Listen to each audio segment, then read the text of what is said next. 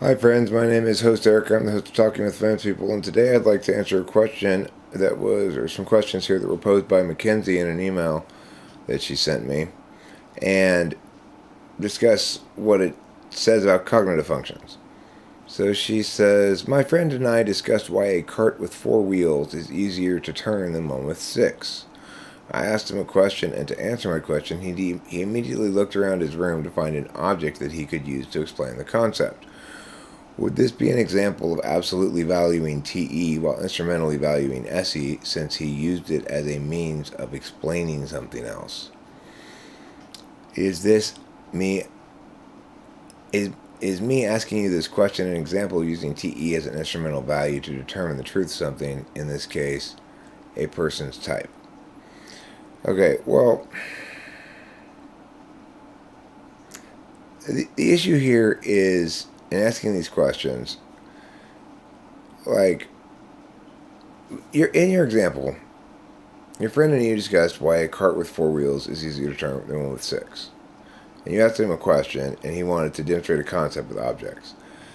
The problem with drawing much of a conclusion about that is that the thing you were asking about is difficult to represent concepts about without objects that are of a similar shape.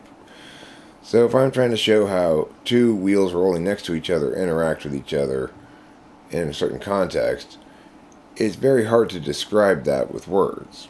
So it's hard to say what that means in terms of what type this guy is. Is it the case that this guy used extroverted sensing as a means of engaging his extroverted intuition?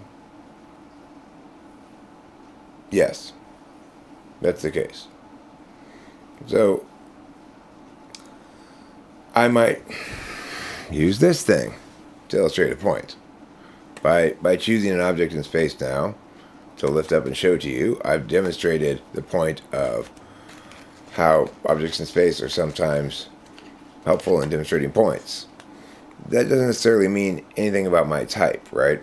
It may tell you something about how the person's attending in the moment, but it doesn't necessarily tell you about how they relate those things in terms of values. So it is the case that extroverted intuition can work off of objects in your immediate vicinity, as mine just did, right? But it's also the case that just because somebody demonstrates an instance of doing that doesn't mean you can conclude they're a certain type, nor that they have a certain relationship with SC or NE in terms of absolute or instrumental values. Because whether or not, whatever is an instrumental or absolute value in this situation, just because he's trying to explain something to you doesn't mean that's an absolute value for him. And just because he's using something else to explain something to you doesn't mean that's an absolute value or an instrumental value for him, So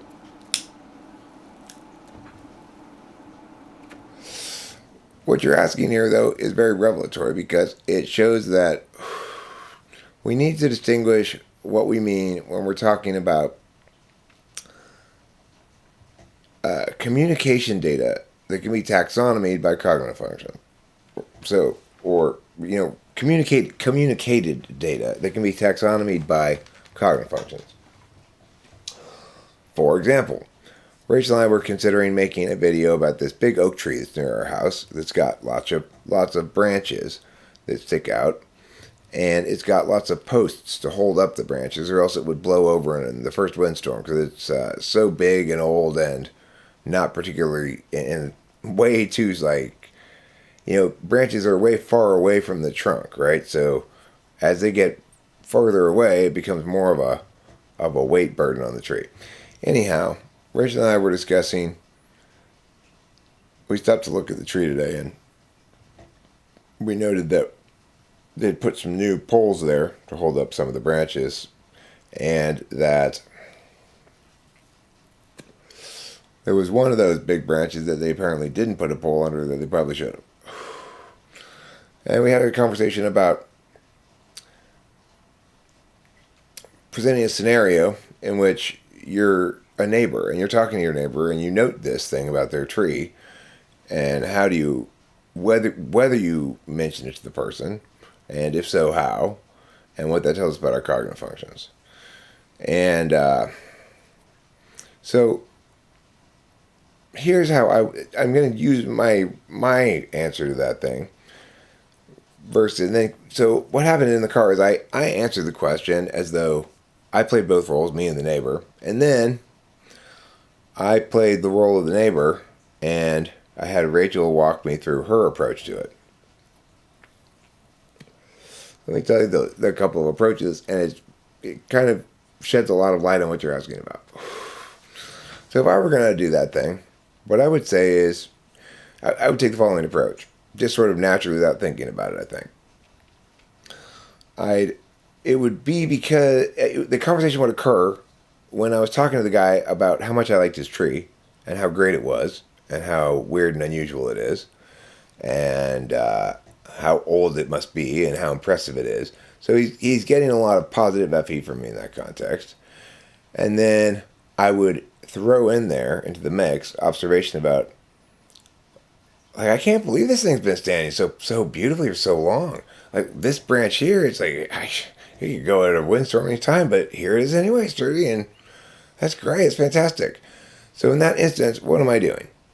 I'm pretending that I'm just interested in a positive way about everything about it, curious, that I don't really care if that branch breaks off or not. I just find the fact that it's still there despite that it could easily break off, curious and exciting and interesting.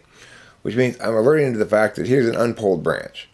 Now, if he doesn't pick up on that hint, that's likely as far as that's as far as I'm going to take it. Likely, I'm not going to return and to see to it that in fact my message does get conveyed. Rachel's approach was I'm not going to say anything basically, and then I kind of said, okay, well, let's say that it's very, very important to you that this branch not break off. And the way she walked through it was to basically, in the nicest possible way, say, I think you missed a spot. And then the way I played the other end of the role playing, that didn't go well for her. So, my way is more, the way I'm doing it is trying to say to the person, I don't care in any way about controlling what's happening here. I'm only interested in observational realities that I can observe right now. I have no expectations for this going forward. I just find the whole thing interesting in a detached way. Now, in reality, we've set up the scenario. So the reality is, I really like the tree, and I'm worried that branch is going to break, and they need to put a pole under that one too. And for some reason, I've decided I would like to convey that to him. So, by tonally conveying that I don't care at all, I'm making it safe for him to be the one who recognizes that this might be a problem. For him to have the ownership role of saying, oh, he's noted this thing. It doesn't matter to him if it breaks. He doesn't even suggest that I put a pole or anything. He doesn't seem to care about that. But I do care about that, and so I think I'm going to put a pole underneath there. And that way, if he does put a pole, he's not been corrected by anybody. Speaking of being corrected, I have a video I'm going to make probably in the morning. That's a follow-up to the Jordan Peterson videos where I need to correct myself on a couple of things. It took me a little while to process, but after reading these comments and stuff, I need to do a bit of a retraction video as I thought through exactly how that thing played out there. Anyway, that's for another day, another video. It's for tomorrow, probably. Maybe I'll make it after. No, I'm not going to make it after this one. I'm tired. So anyway, the point is this.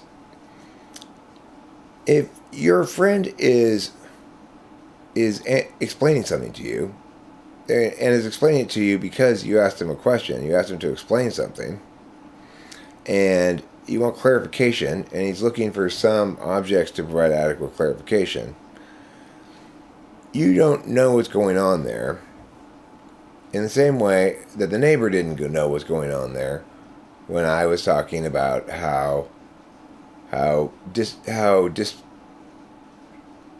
distantly interested I was about the tree. Very positive, but conveying no seizing of his ground at all, right? So there's always that stuff going on. You're not sure what the illocutionary plane is. It's hard to say what he was doing, what he absolutely or instrumentally values in that context. And the thing is, in the hypothetical story we're talking about, I'm displaying an absolute value in that instance of Fi, which is to say, that's the goal, right? Is to get what I want, which is to save the tree branch. But I'm revealing that I'll prioritize ultimately an absolute value of Fe over that. That if my first failed attempt doesn't work, I won't return and actually make sure it happens. So when we ask questions like, is this an example of meow in the meow slot?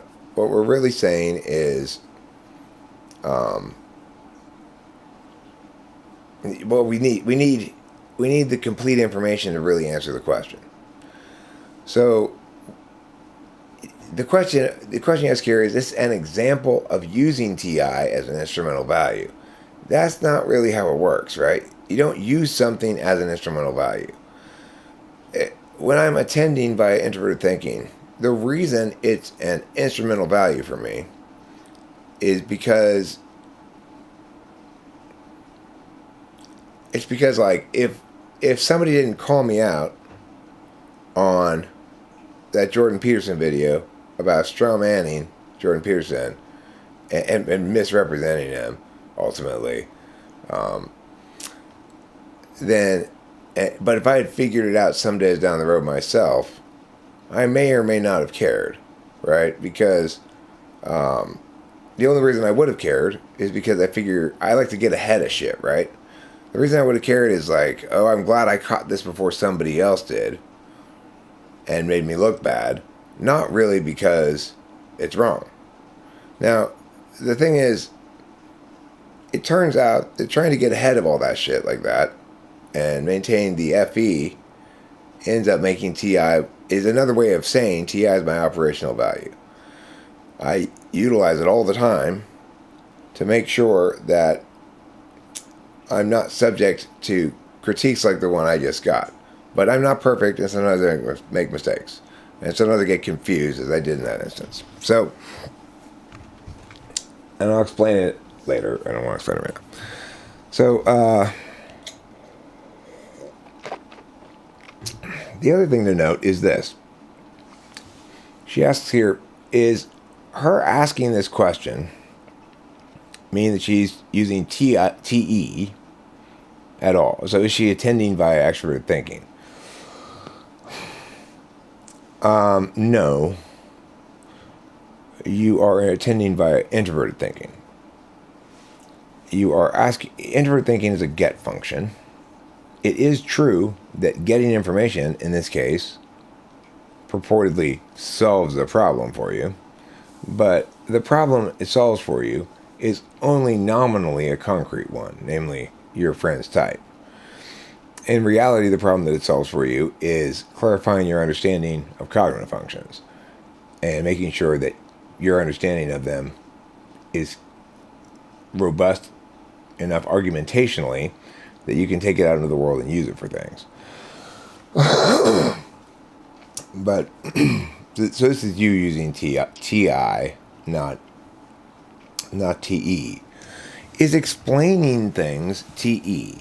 Well, no, explaining things is an example of somebody using extroverted intuition. However, there is this sort of odd crossover spot where, like, making a recipe involves mostly extroverted thinking, whereas doing what I'm doing right now involves mostly extroverted intuition. The actual extroverting of the language, if we were going to model it in its most reduced binary kind of form, the actual extroversion of the language would qualify as extroverted intuition, but the attention directed towards figuring out how to put the right number of steps in the right order for your recipe, that process, which then gets converted into language, but that process is what qualifies extroverted thinking. So the thing is, there's one more important takeaway from this email, which is as follows. The email I read from MacKenzie right here is the email I wanted to answer, but not the email I received. The email I received is this one. Hey Eric, trying to determine or otherwise eliminate possibilities of what type my friend could be. So right off the bat, she's informing me about what her intentions are. Even though I don't need to know that to answer her questions, she's an extroverted feeling, introverted thinking person. What does that mean? It means this email comprises questions that elicit responses that solidify statuses of things, which is what TI does. And it involves FE, which is attending to me such that she's likely to actually get a video response rather than me just ignore it or maybe even answer it in text or just feel like she's bugging. In other words, she's putting FE butter on this thing. I don't need to know why, but she's telling me that she's got a reason why, because presumably that might make this email seem more significant to me than if she's just curious, right? If she has a real problem she's trying to solve, then my answering it has more impact potentially, and I'm more likely to respond to it potentially. So then the parts that I read up top, my friend and I, the cart, he was explaining the mechanics and the physics of it. I cut that out just for concision. She included it just to make sure I understood the context. It's unnecessary, but not really meaningful in our cardinal function analysis here, okay? I asked him a question, and to answer, he looked immediately around his room. Would this be an example of absolute blah, blah, blah? And then this sentence. This may not be definitive enough, but am I on the right track? So what she's done after she's asked these questions is she's begun second guessing whether the questions are going to be to my liking, basically. Whether they're going to be precise enough or framed right, because you know how fussy Eric is about everything, right? Everything language-wise. Which is why I have to be so responsible when other people get fussy about my abusing language. And that's why I will be making that Jordan Peterson video. And because I'm saying it now in this video several times, I'm going to be able to sleep easy, because I know this is well published. So anybody out there who's fuming about this, you'll get a full accounting from me. Don't worry.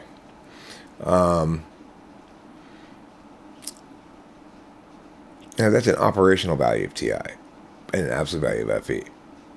I know I have a vulnerable spot here in which somebody can accuse me of hypocrisy, and so I have to get ahead of it. You might say, you might conclude from this, oh, wow, TI is definitely an absolute value for this guy. He's prioritizing making sure he's correcting himself so highly. But that's just my way of operating. It's not my value itself. All right, so then she also says, also, is me asking blah, blah, blah in this case person type. Then she says this. Wait, also, is me asking you this question an example of using TE as an instrumental value? I cut it there. To determine the truth of something, in this case, a person type. I think I cut that out. The point is, it doesn't matter if you're using something to determine the truth of something, then you're using a deliberative function. If you are, in other words, TE doesn't determine the truth of things. Deliberation functions are status determining functions. TI and FI are status determining functions.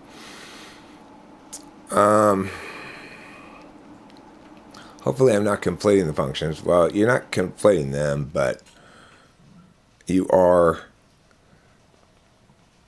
What's happening here is you're confusing the word, the idea of using something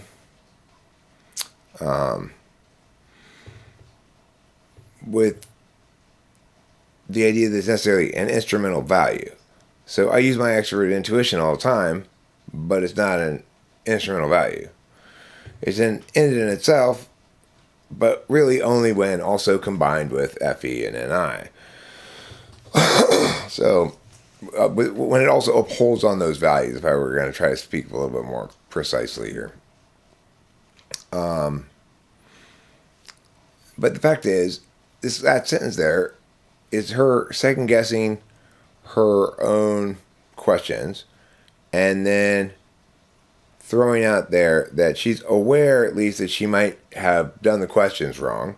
That's kind of playing FE defense, because then even if I go, these questions are wrong, I won't start with, all right, I got these questions that are so wrong, because she's saying, I'm asking, not arguing.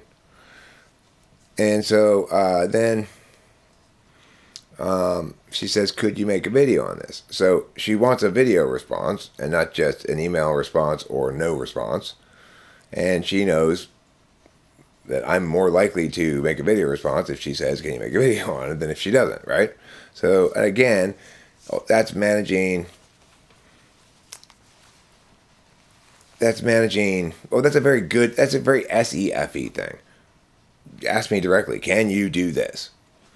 Not tell me to do it, but ask me directly, can you do this? Is a very SEFE kind of way of managing somebody else. Not sure if this question is senseless or mundane. And again, more perception management. She's just saying, I'm playing prevent defense on you accusing me of presumptuously assuming that I know more than I do. Because I don't want to be caught guilty of that. So I'm going to play prevent defense on that. But by observing my friend in this context, it made me question if I'm growing in an understanding of how functions work. Well, I'm sure you are growing in an understanding of how functions work, and hopefully this video will help clarify it. The bottom line is to really know whether something you're observing is an example of a person's instrumental or absolute values manifesting, a person upholding either an absolute value or treating something as an instrumental value. You might see an instance of somebody using something. That doesn't mean it's an instrumental value. Or concurrently, but however, you might see somebody behaving and acting and talking as though a given frame is definitely instrumental only. People sometimes say that, well, that's only useful for them. Then you've got a notion that might be their instrumental value. So the instrumentality is expressed in their relationship with narratives about the value better than it's expressed in you observing whether they use it for something else, is the takeaway of this video. And also that this is all FETI. Your email is all SE, doing it, trying to create the impact you want, a video. FE, meowing me, and TI, asking actual questions. Thanks for watching. Don't forget to eat plenty of cheese. Oh, and some NI here as well. When you're recognizing that there seems to be something missing from the questions that may be off, that would probably be your NI telling you, I think you're missing something here. Well, the thing we're missing is, like I've just said already, that's the previous part of this video. Okay, bye.